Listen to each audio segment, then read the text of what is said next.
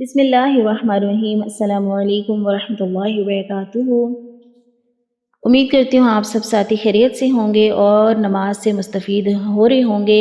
اگر آپ کو نماز سے فائدہ حاصل ہو رہا ہے تو ضرور ساتھ اپنے کمنٹس میں ضرور بتائیے۔ تو جی ساتھیوں، آج ہم سیکھنے جا رہے ہیں سجدے کی مزید دعائیں۔ ہم نے دیکھا کہ سجدے میں اللہ اکبر کر کر نبی صلی اللہ علیہ وآلہ وسلم سبحان ربی الاعلی جو ہمیں بچپن سے سکھائی جاتی ہے، ہم بس وہی پڑھ رہے ہوتے ہیں 3 بار۔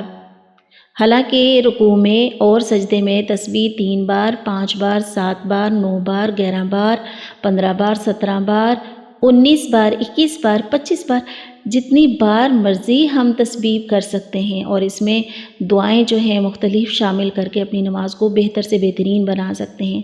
تو آئیے چلتے ہیں، دیکھتے ہیں آپ صلی اللہ علیہ وسلم کی زندگی میں جھانک کر کہ آپ سجدہ کیسے کیا کرتے تھے۔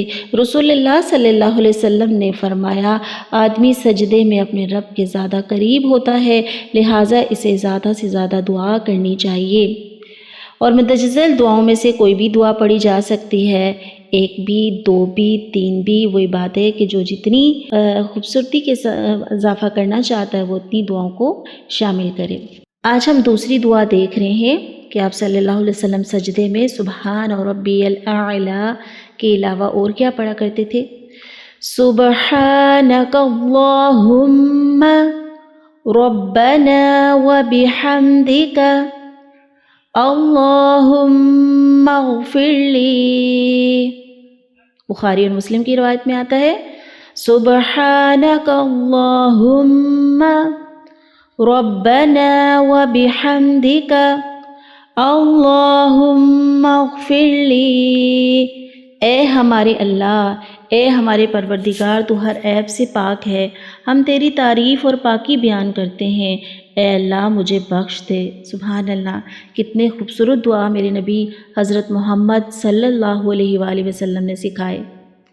یہ دعا یاد کریں اور سجدے کی دعاؤں میں اس کو شامل کیجیے۔ اب ہم دیکھتے ہیں تیسری دعا، بہت ہی خوبصورت الفاظ، اللہم اغفر لی، اللہم اغفر لی ذنبی کلہ دقہ وجلہ، اللہم اغفر لی ذنبی کلہ دقہ وجلہ وأولہ وآخرہ وأولہ وآخرہ وعلانیتہ وسرہ وعلانیتہ وسرہ۔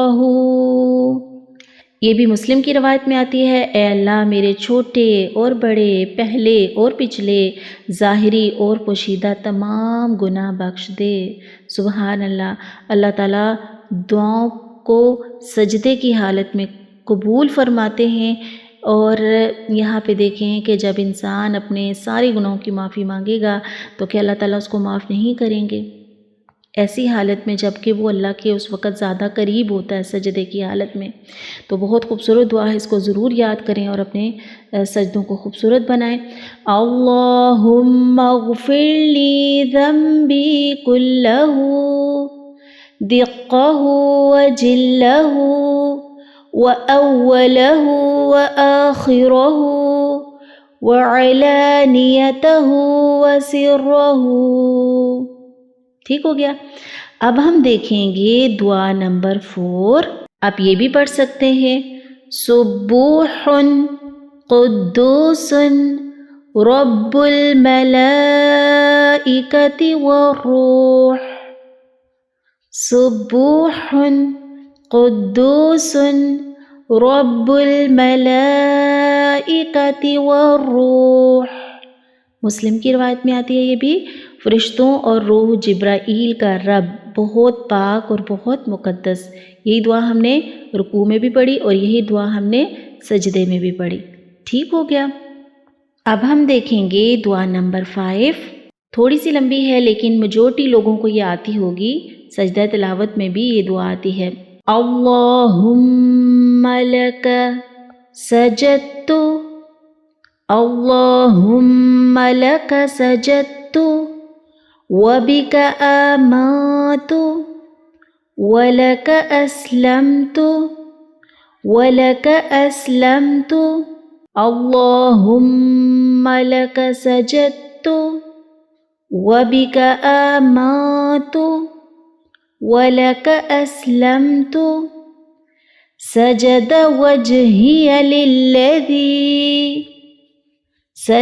وجهي للذي خلقه وصوره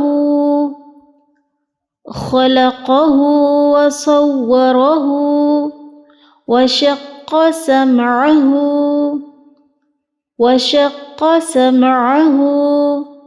وبصره.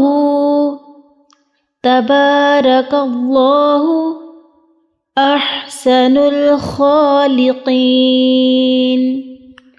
تبارك اللہ احسن الخالقین. مسلم کی روایت میں یہ دعا آتی ہے، اے اللہ میں نے تیرے ہی لیے سجدہ کیا، تجھے پر ایمان لایا، تیرا ہی فرما بردار بنا. میرے چہرے نے اس ہستی کے لیے سجدہ کیا جس نے اسے پیدا کیا، اس کی صورت بنائی اور اس کے کانوں اور آنکھوں کے شگاف بنائے. برکت والا ہے اللہ جو تمام بنانے والوں سے اچھا ہے. سبحان اللہ. بے شک احسن الخالقین.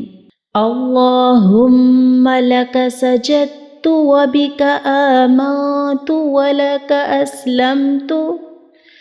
سجد وجہی للذی خلقہ وصورہ وشق سمعہ وبصرہ. تبارک اللہ احسن الخالقین.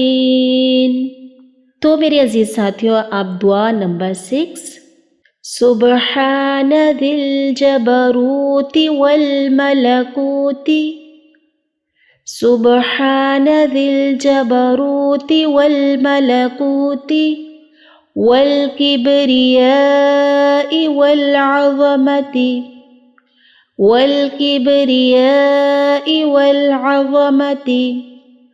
ابو داؤد اور نسائی کی روایت میں یہ آتی ہے، کتاب الصلاۃ. پاک ہے بہت جبر، بہت بڑے ملک والا اور بڑائی اور عظمت والا. بے شک سبحان ذی الجبروت والملکوت والکبریاء والعظمت.